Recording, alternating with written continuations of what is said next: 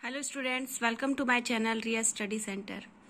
तो आज का हमारा टॉपिक है रैशनल नंबर। तो आज मैं आपको रैशनल नंबर के बारे में बताऊंगी कि हम किस नंबर को रैशनल नंबर कहते हैं और रैशनल नंबर को हम कैसे सॉल्व कर सकते हैं। तो इसके लिए आप वीडियो में लास्ट तक बने रहें। और अगर आपने अब तक मेरे चैनल को सब्सक्राइब नहीं किया है तो सबसे पहले आप मेरे चैनल को सब्सक्राइब करें, बेल आइकन को प्रेस करें ताकि मेरे नेक्स्ट वीडियो की नोटिफिकेशन आपको सबसे पहले मिले।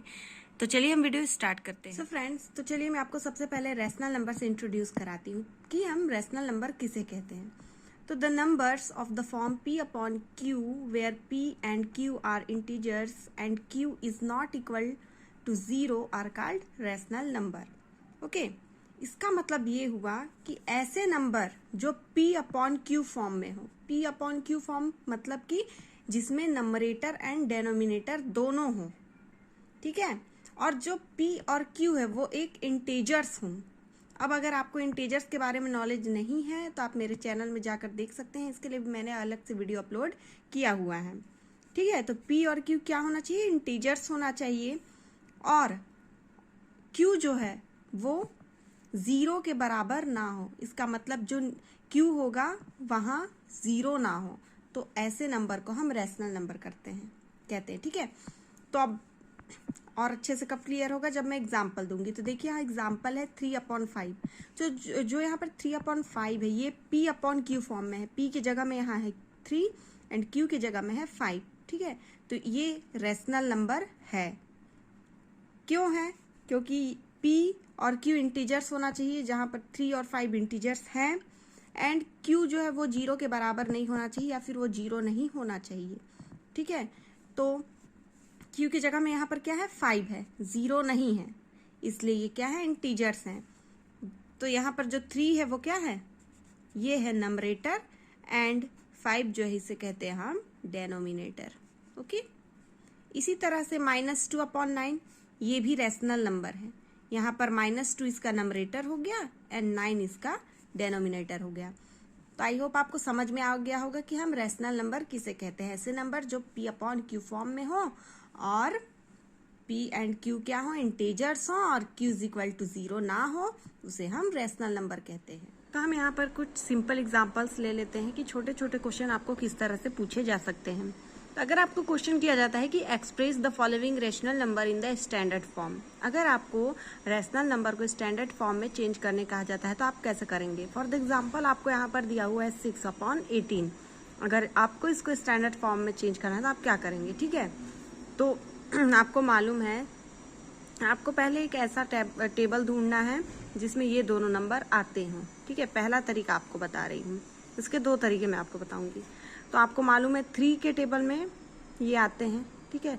तो आपको बड़ा टेबल ढूंढना है जिससे कि ये दोनों डिवाइड हो जाए, है ना। ऐसा करने से अगर आपको HCF नहीं निकालना पड़ेगा। इसका दूसरा तरीका ये है कि आपको दोनों का HCF निकालना पड़ेगा। अगर आपको HCF और LCM निकालना नहीं आता है तो आप मेरे चैनल में जाकर देख सकते हैं, उसके लिए भी मैंने वीडियो अपलोड किया हुआ है। तो इसका HCF होता है 6, ठीक है।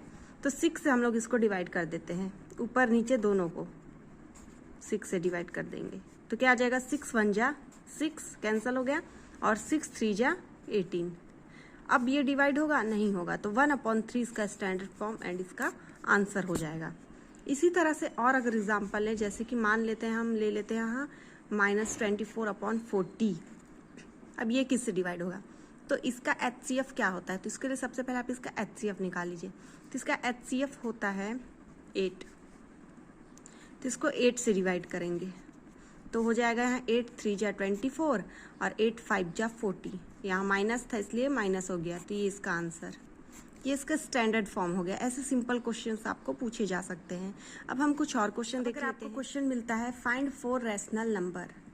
अब अगर आपको इसके 4 रैशनल नंबर लिखने हैं जो कि इक्वेलेंट हों, ठीक है, इसके इक्वल हों, तो आप कैसे लिखेंगे? तो आप देख सकते हैं यहाँ है 7/11। तो आप इसका टेबल इसको आगे बढ़ाते जाएंगे, ठीक है। 7 1 जा 7, 11 1 जा 11, यहाँ 1 जा हो चुका है, आप 2 जा करेंगे। 7 2 जा 14, 11 2 जा 22।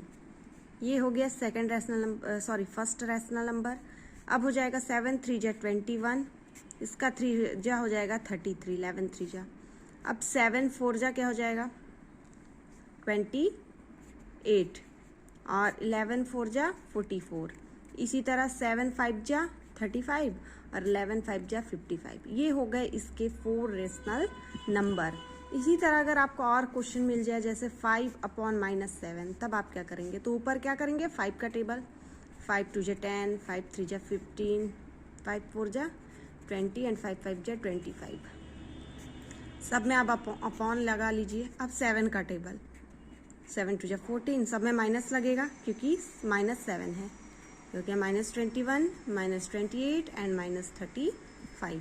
तो इस तरह से आप 4 रैशनल नंबर फाइंड कर सकते हैं। अगर आपको रैशनल नंबर में कंपेयर करने को कहा जाए, कंपेयर द फॉलोइंग, कंपेयर में आपको बताना होता है कि कौन सा रैशनल नंबर बड़ा है। ठीक है, तो यहाँ आपको 2 रैशनल नंबर दिखाई दे रहे हैं, 2/5 एंड 5/7। तो इसको कैसे फाइंड करेंगे? तो इसके लिए इसका क्रॉस मल्टीप्लाई करेंगे 2 का 7 से। 2 × 7 इज इक्वल टू हो जाएगा यहाँ 14 एंड 5 का 5 से, तो हो जाएगा 5 × 5 इज इक्वल टू 25। अब यहाँ पर बड़ा कौन सा है? 25। तो 25 किसका है?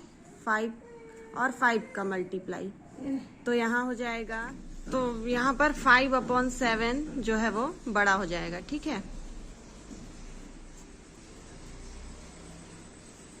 5/7 इज ग्रेटर देन 2/5।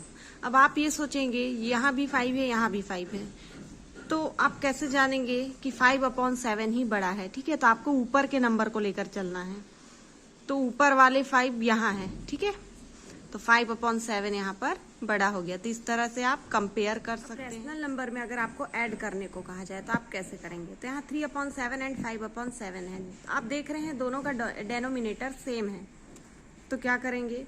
3/7 एंड के स्थान पे हो गया यहाँ पर प्लस 5/7 इज इक्वल टू, अब डेनोमिनेटर सेम है, ठीक है, तो उसको कॉमन उतार लिए और ऊपर हो गया 3/5। इसको प्लस करने पर आ जाएगा 8/7 इसका आंसर।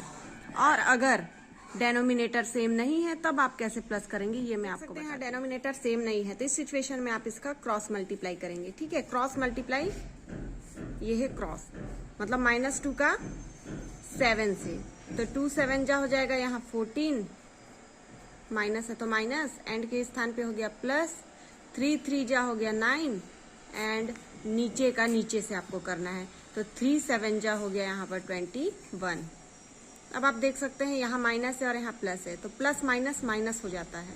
ठीक है, अपोजिट साइन हमेशा माइनस होता है, तो अब इसको माइनस कर देंगे। करना हमको ऐड है लेकिन अपोजिट साइन होने के कारण इसको हम माइनस करेंगे। तो 14 में से 9 माइनस करने पर क्या आ जाएगा? 5। ठीक है, और नीचे क्या है? 21। अब इस नंबर में जो यहाँ आंसर आया है वो माइनस में होगा या प्लस में होगा, वो हम कैसे जानेंगे?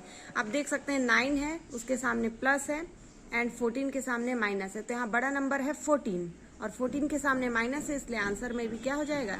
माइनस, इसलिए -5/21 इसका आंसर। अब इसी तरह से हम इसका सब्ट्रैक्ट करने को कहा जाए, 3/5 फ्रॉम 2/3। ठीक है, मतलब 2/3 में से आपको 3/5 को सब्ट्रैक्ट करना है। इसका मतलब पहले आप किसको लिखेंगे? 2/3 को। याद रखें, अगर बीच में एंड है तो आप पहले 3/5 भी लिखेंगे, लेकिन अगर बीच में फ्रॉम है तो आप इधर वाले नंबर को पहले लिखेंगे। तो 2/3 माइनस 3/5 ये हो गया। अब क्या करेंगे? देख सकते हैं इसका डेनोमिनेटर सेम नहीं है। डेनोमिनेटर सेम होता तो हम उसको कॉमन उतार के डायरेक्ट माइनस कर देते, लेकिन नहीं है, इसलिए इसका क्रॉस मल्टीप्लाई करेंगे। तो हो जाएगा 2 5 जा यहाँ पर 10 माइनस 3 3 जा हो गया 9/3 5 जा 15। अब 10 में से 9 माइनस करेंगे तो हो जाएगा 1/15। अब ये माइनस में होगा या प्लस में? तो जो बड़ा नंबर है 10 उसके सामने कोई साइन नहीं है, मतलब वो प्लस में है, तो इसलिए ये पॉजिटिव ही रहेगा, तो 1/15 हो गया इसका आंसर। इस तरह से इसको सब्ट्रैक्ट कर सकते हैं। अगर आपको मल्टीप्लाई का क्वेश्चन दिया हो, जैसे कि यहाँ पर दिया हुआ है 3/11 बाई 7/4, इसको आपको मल्टीप्लाई करना है, तो मल्टीप्लाई का रूल है कि इसको हमको सीधा सीधा मल्टीप्लाई करना है, क्रॉस मल्टीप्लाई नहीं करना है। तो यहाँ पर 3/11 कर लेंगे यहाँ, और बाई की जगह में रख देंगे मल्टीप्लाई। फिर यहाँ हो गया 7/4। अब इसको सीधा सीधा मल्टीप्लाई करेंगे, इसका मतलब 3 का 7 से करेंगे तो हो जाएगा 3 7 जा 21। इसी तरह से 11 का 4 से करेंगे तो हो जाएगा 11 4 जा 44। ये हो जाएगा इसका आंसर। और अगर इसको आपको स्टैंडर्ड फॉर्म में चेंज करना है, ठीक है, तो अगर ये डिवाइड हो रहा है तो आप कर सकते हैं और नहीं हो रहा है तो नहीं कर सकते हैं। तो यही आपका, ये आंसर भी आपका सही है। बाई चांस यहाँ पर 22 यहाँ 44 होता तो हम लोग इसको 11 से कैंसिल कर सकते थे, 11 2 जा और 11 4 जा, लेकिन ये नहीं होगा, इसलिए यहाँ पर ये इसका आंसर हो गया। इसी तरह से हम डिवाइड के एक क्वेश्चन आपको डिवाइड करना तो आप कैसे करेंगे। यहाँ क्वेश्चन दिया हुआ है 3/5/2/3, तो इसको पहले बाई की जगह हम लोग लगा लेते हैं डिवाइड, ठीक है, इतना आप कर सकते हैं। इसके बाद इस डिवाइड को हम लोग मल्टीप्लाई में चेंज करेंगे, देखते हैं कैसे।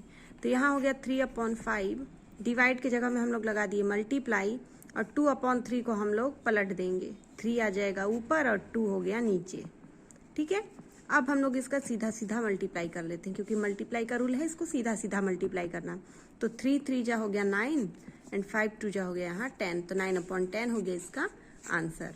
तो आपको डिवाइड में ऐसा करना है, आपको याद रखना है। आई होप फ्रेंड्स आपको रेशनल नंबर किसे कहते हैं और रेशनल नंबर को हम कैसे सॉल्व कर सकते हैं, इसके छोटे छोटे क्वेश्चंस आपको समझ में आ गए होंगे। तो अगर आपको ये वीडियो पसंद आई हो तो आप इसे लाइक शेयर एंड कमेंट्स करना ना भूलें, और आपको नेक्स्ट वीडियो किस टॉपिक में चाहिए ये भी आप मुझे कमेंट्स कर सकते हैं। Thank you.